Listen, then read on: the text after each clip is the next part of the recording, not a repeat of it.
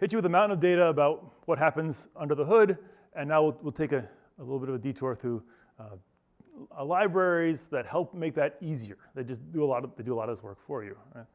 So, we always refer back to the I/O stack. We have a pile of hardware down at the bottom, some kind of parallel file system with whatever quirks that parallel file system has. We want to sort of manage that. Transformations that turn your scientific-oriented access pattern into something more friendly to the file system. And then a library of some kind that's going to understand your data model a little bit better. And that data model is commonly arrays, multidimensional arrays of typed data. But if you were going to do something, you might think you could easily imagine a graph library or something that is tailored to the application. I think a common one is like H5Part, the particle tracing library that sits on top of HDF5, but it has a tailored data model for that kind of code. I'm going to talk about parallel NetCDF. Scott's going to talk about HDF5, and these libraries have a lot in common. They hide the file system details into this multidimensional array concept, this data model. The file that results from both these libraries is what we call portable and self-describing, and there's support for additional annotations of that data. So you're able to not just get a mountain of bytes, but you're able to have some information about when this data was created, why it was created, the units of this data, so you're not going to make any conversion mistakes there. And then almost always you can find MPI-IO under the hood, or at least request that. And so all those optimizations we talked about in the past session are still available to you, just wrapped up in a much more ergonomic package. So I'm going to speak about parallel NetCDF. I really want to make sure I give the most credit to our colleagues at Northwestern University. Wei-King Liao is now, I would say, 99% of the commits and activity and the maintenance of parallel NetCDF is in his lap now, but it was one of the first I/O libraries I worked on at Argonne, and so I always have a soft spot about it. I like talking about it at groups like this. So, I don't know why this is so small. All right. When we started parallel NetCDF, there was no, sorry, yeah, there's a little bit of naming hiccup here.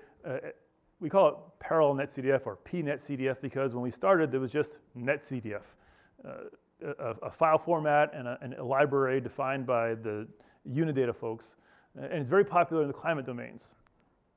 And all these libraries have the same common features: multidimensional arrays and portable file formats. Then, after we started working on parallel NetCDF, this thing called NetCDF4 shows up, which is adding parallel support to NetCDF. And so I want to be clear that when I speak about the Argonne Northwestern PNetCDF, it's based on the classic file format. Excuse me. It calls directly down to MPI-IO, and it's just using a lot of the original classic NetCDF code. The NetCDF4 work is a different thing. It's based on top of HDF5, so there's different things going on under the hood. Yeah, so let's talk about this. So even though there's serial NetCDF and there's parallel NetCDF, the APIs are different. We made an API break when we did our interfaces, but the storage format is identical. There have been a couple cases where we've been more compliant with the standard file format than the Unidata folks, and we worked that out. And both groups take interoperability pretty seriously, so that's been a very collaborative, very healthy collaboration there. When we talk about the NetCDF data model, and this is true for both parallel NetCDF and NetCDF, the application thinks about structured data. Right? A chunk of atmosphere or a patch of the ground has some pressure, and then that scientific notion is encoded in the file format. Right? And here we have a variable temperature, it has a unit, and it has dimensions.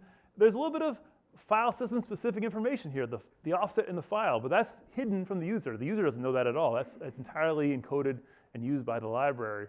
Same thing here for the surface pressure variable. And then we have all the temperature data and then the pressure data, and how to pull all that is all, you get that through the library. So there's a record variables. I don't want to spend a whole lot of time on that. Unfortunately, it's a common use case, and it's not one we handle particularly well. If you use record variables, we can talk about different ways to tune that and get better performance. The thing that makes NetCDF and such an interesting library to target is that it's bimodal interface. There's a define mode when you write a NetCDF data set that says, okay, I'm going to create 7 variables that have the following dimensions and the following attributes. And then when you finish defining what you're going to do, you switch into data mode and actually do all the I/O. And when I can remember thinking that was a really burdensome obligation to ask the writer the developer targeting this interface. I thought that'd be a challenging burden, but for the cost of that pre-declaration, you get a lot of flexibility in the library, a lot of coordination and communication that would happen otherwise can be bypassed. Every process, once you've exited define mode, knows where every byte of every array is going to be. They can compute that and then get the requested data without any coordination. It does make for a less flexible interface, so classic trade-offs. But this notion of decoupling your description of what you're going to do with your actual execution turns out to be a pretty powerful idiom in several spaces, several areas of the I/O stack. Right? We talk about non-blocking communication, where you're pre-declaring what you're going to do, and then you wait for those processes to figure it out. We talk about, we'll see write combining and how that helps feed more information down to the storage system. And sort of using MPI data types can be a way of also telling the system, hey, here's a bunch of data coming in, get ready for it. So if we took our simple array example and we wanted to write it out using parallel NetCDF, what would that look like? Well, so remember in our simple example, we had to write our own header, but now NetCDF and parallel NetCDF will take care of that header I/O for you. Then we can describe a globally logically a global array where each MPI process writes a separate row of the array. So I've color coded it and try to make it a little more clear about who's going to write which data here. So remember, there's this define mode. We say there's going to be some information about each dimension here. We're going to define dimensions, variables, and then attributes on the whole data set. In this case, we put on the variable or array. Excuse me. And then when it becomes time to talk about storing the data, all right, we switch out of data mode, define mode, and go to data mode. We work in terms of units of the array. We're not dealing with how many integers are there in this array or what offset in the file. We're able to talk at a higher level, at a more natural interface to our application. The parallel NetCDF interface, right, we have a NC MPI to make it clear that we're an MPI-backed library. This put vara is how it looks in classic NetCDF. You have the puts and gets, and you have var A and var. So var A is subarray access. There's a couple of other flavors of access. What kind of data type are you using? We're gonna put integers into this set, and then underscore all because it's collective. So what's going on under the hood? Right, the library itself will collectively open the file. It will maybe do some hinting for its behalf because it understands the kind of workload that a NetCDF application or parallel NetCDF application will want to do. It can do some block alignment or other things that are hidden from the user. And then that header that the library creates can be cached in memory because every process agrees upon how many variables, how many dimensions, how many attributes will be in the file, and it's erroneous to disagree, and then there's no more communication. Rank 0 can write that data out, the header, and then in data mode, we'll eventually have a file view and data types, but all that's abstracted away, and the MPI library is free to go and take care of a bunch of operations on your behalf. And all you saw as a user was, well, you didn't see any, yeah, all you see as a user is array accesses. Now, this is an old tool called JumpShot, and I don't want to get into too many details about JumpShot, but I do want to point out that what it does is captures MPI calls. It does not capturing the parallel NetCDF calls here. I didn't log those, but what it is showing on a timeline view, one per process, who's doing which operations. And so here in the beginning, rank 0 is writing out a small NetCDF header. Then you see some processes writing out each of the variables to the file. In this case, I was doing a flash benchmark. So there's a bunch of little writes here as the flash benchmark writes out parent-child relationships and how many leaf nodes and internal nodes there are. Remember, I said you can, with enough work, encode even adaptive mesh codes into two-dimensional arrays or multi-dimensional arrays. It's not easy, but this group wanted to use parallel NetCDF to compare with HDF5. Anyway. Then when the I/O comes, when we actually write the variables, you can see some processes are I/O aggregators and spending a lot of time in I/O, and other processes are just waiting for those processes to finish up. And so you can see some processes spend a lot of time in I/O and some processes didn't.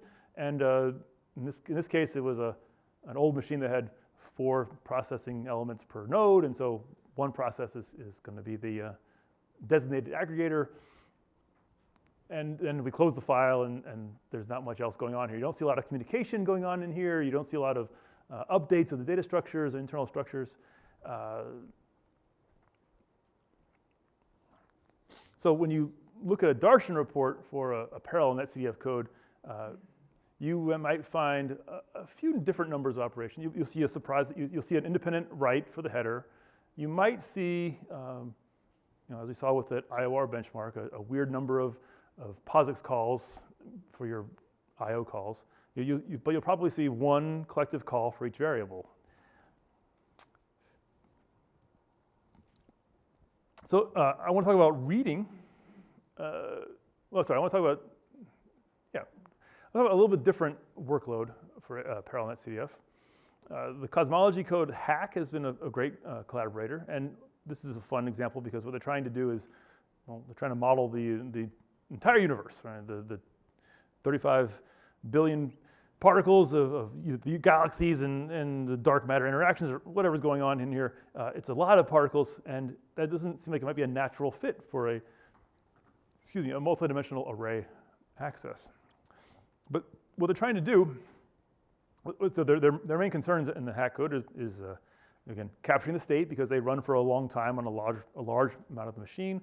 So they're going to capture their checkpointing data, and then they want to be able to make these movies and understand the cosmological structures that they're simulating. So they need to do analysis, and so generating it makes sense that they would probably want to store their data in something like parallel NetCDF. Now they don't use parallel NetCDF. They're one of those groups that were ambitious and tried to do it all themselves through MPI I/O, and that's worked out pretty well for them. But we were trying to show them some of the things that you could do with a higher level library. So this research example uses parallel NetCDF to capture their, billions of particles. And if you've ever dealt with low-level computer arithmetic, when I start talking about billions, that's going to let some of you worry a bit about overflow, right? So a lot of the NetCDF and parallel NetCDF data structures weren't able to handle more than 2 billion items. So we had to extend some limits and create some new file formats and capture, the 5 billion or 10 billion particles in here. So So how do you store a particle in parallel NetCDF or NetCDF? Well, you're going to have a little bit of annotated data. You're going to have a table of particles. They actually have some kind of ID and then some property like where they are in space and what their velocity is and some physical quantity that I don't really, density I guess is, I don't know what phi stands for, but thanks. I knew somebody in this room would know.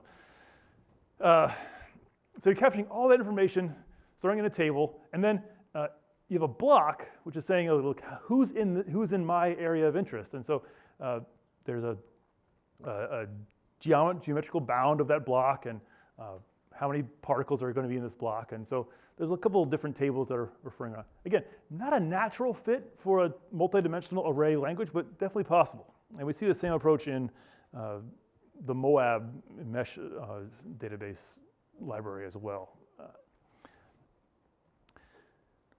All right, so how does this application using parallel NetCDF? Well, a couple highlights here. Right? Again, this is our new format, which has bigger limits on how many variables and how big the arrays can be. We create collectively, and we define some information on the global, on the data set itself. And we're putting these attributes on describing the experiment, so that when we look at this data later, we can understand why we were creating this data and what we wanted to do with it.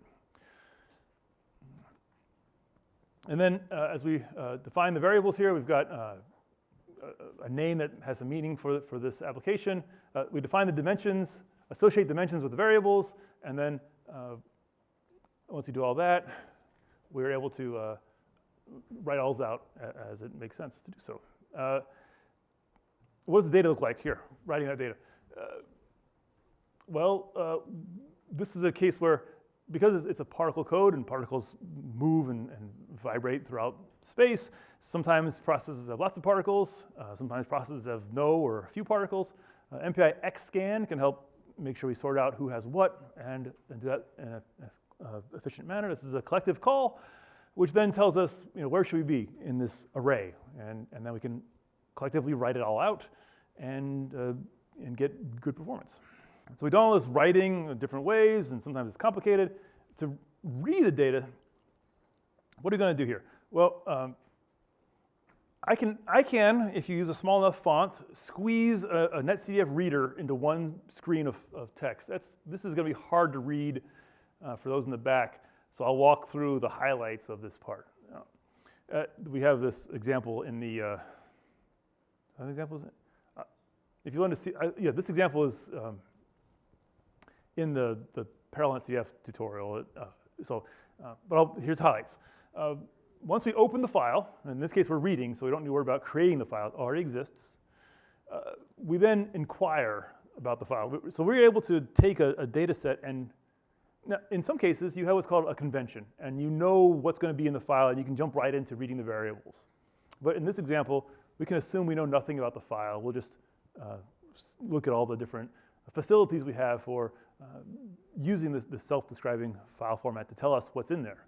So we inquire about the file. It tells us the number of dimensions, tells us about how many variables there are, how many attributes, and whether there's any record variables to deal with. Once we have that, we can allocate enough memory, and we can run through here and ask about each dimension.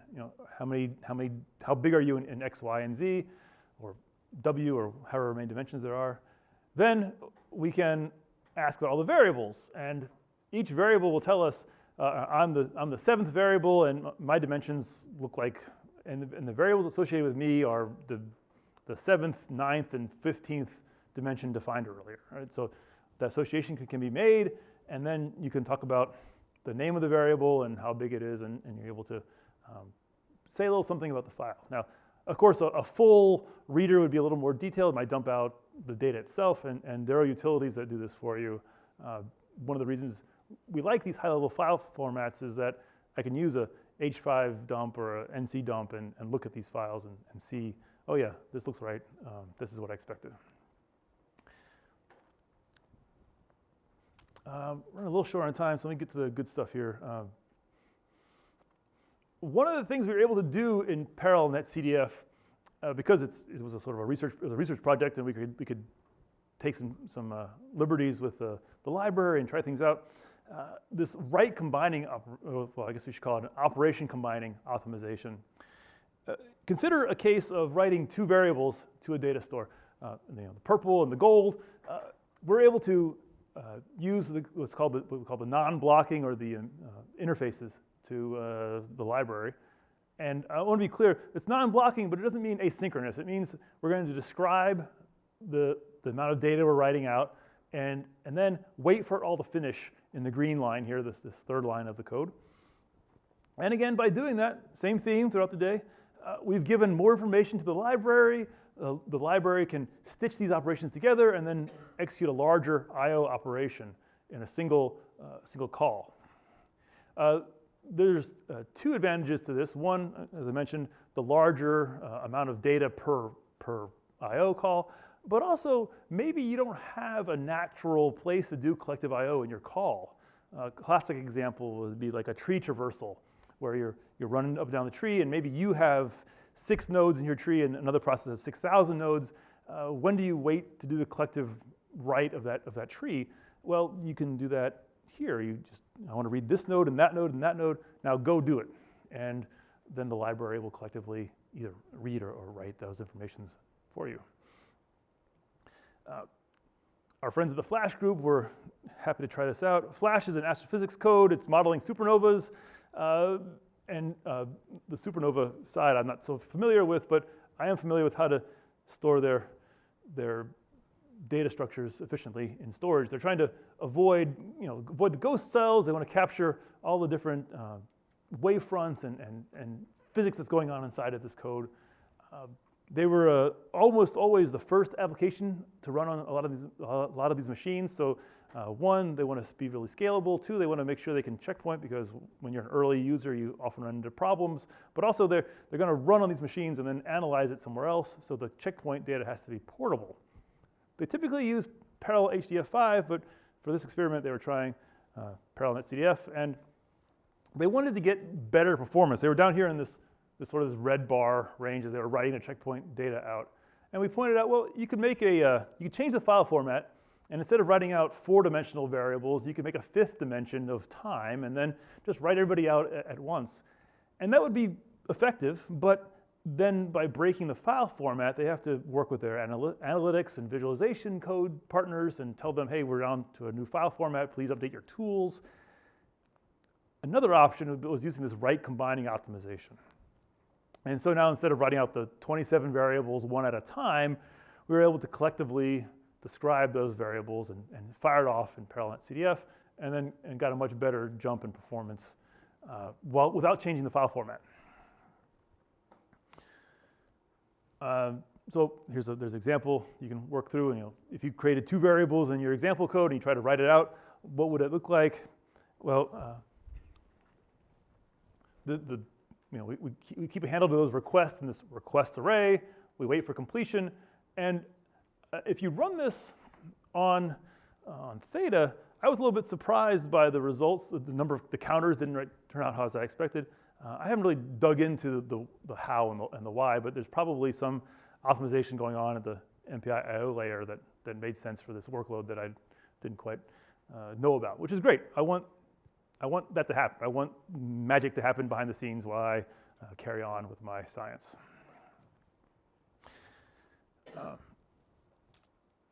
There are other interfaces we can talk about. So Scott spent a bunch of time on HDF5, but before I sit down, I do want to touch on this table is probably much longer now. If I sat down and thought more, I could probably come up with a bunch of other libraries. So for your application domain, there probably is a high-level I/O library that is doing MPI I/O optimizations on your behalf. I mentioned H5Part, the accelerator code. H5Part is a fun one because it takes the 300-some routines of HDF5 and provides 6 of them to the application writer. So you open the file, you store a particle, you read a particle, you update a particle.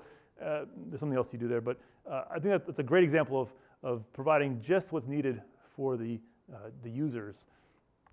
Other ones, the climate folks have been using NetCDF for a while, but they keep creating more and more abstraction layers. There's this parallel I/O library, and now there's Scorpio and E3SMIO, and they're all doing the same thing. They're providing more and more climate-tailored interfaces, but underneath the hood are a variety of backends, right? Sometimes they find that parallel NetCDF on a certain system wasn't performing well, so they wanted to do raw I/O just to get the data out there, or show what the speed of light would be for the system. When I say speed of light, I mean metaphorically the fastest possible I/O, no libraries involved, and they're able to experiment with different backends. The Adios group has spends a lot of time also working with applications and working with them to couple their storage needs and their analytics needs and their other workflow pieces all together. Their initial claim to fame was their log structured writes, and they could defer the reading to later. But now they've expanded to be a little more about integrated workflows and a bunch of other topics too. So, are there any questions I can answer about parallel NetCDF or I/O libraries in general before I hand the floor over to Scott? Oh, hey, great, thanks. Is there any particular tuning, like, can you do just generic tuning for HDF5 or for these libraries that end up kind of using HDF5 as a backend? Do you need to do more specific tuning for those individuals? So the question is about, so if these libraries are using HDF5, what kind of tuning do you do? And yes, I didn't touch too much on it, but in both parallel NetCDF and HDF5, there are a lot of tuning knobs. Fewer in parallel NetCDF, but a lot in HDF5. Maybe Scott will talk about some of the options you have there, the property lists. And most of the tuning is about the lower level libraries, the file system optimizations or the MPI/IO optimizations. But sometimes you're trying to do things like round your internal data structures to the nearest 4K or megabyte, whatever, something that makes sense for a certain system and doesn't change the, that you can pad things out to the right level, and that padding doesn't affect the science at all. It just makes the storage a little bit better. That might be the closest example I can think of changing, say, parallel NetCDF behavior to match GPFS lock boundaries, for example. Another question in the back? Yeah, about the flash code and NetCDF. So do you have a comparison with the parallel SDF5? Because we use the parallel SDF5 IO for simulations in flash, and it seems like it's around, so the kind of simulations we run, it's around 10 to 12% of the total simulation time goes into the IO. So I just wanted to know if there is a comparison between the NetCDF and IO and the SDF5 IO. Yeah, so the question was, head to head, which one's better, parallel NetCDF or HDF5? And so he wants Scott and me to sit here and wrestle for the answer. I can't really do that, but this is a fun story about the research, because it was, especially with the Flash group, it went sort of back and forth. They used HDF5, they still use HDF5, but they were getting bad performance, and so they tried out parallel NetCDF, and we talked about the things we could do with parallel NetCDF.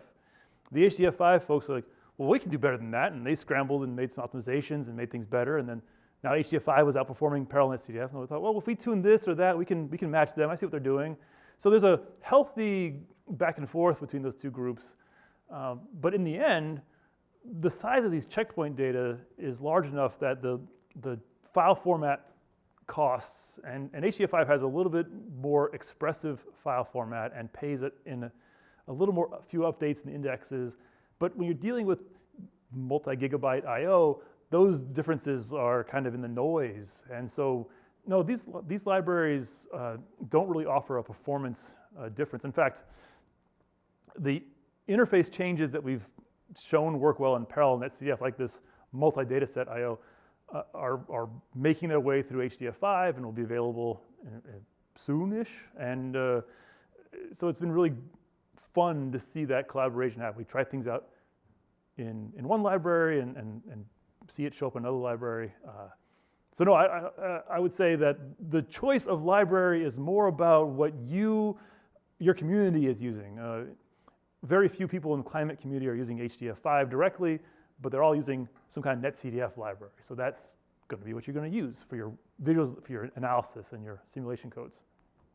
Over in high energy physics, probably just always use some kind of HDF5, maybe an HDF5 library on top of an HDF5 convenience library on top of it. But that would be your discriminating choice would be, what are my downstream users going to expect, and what's more convenient for my partners than it would be for performance. And if there is a performance difference, we would work to close that gap. They should really be performance parity. They should have pretty close to performance parity at this point.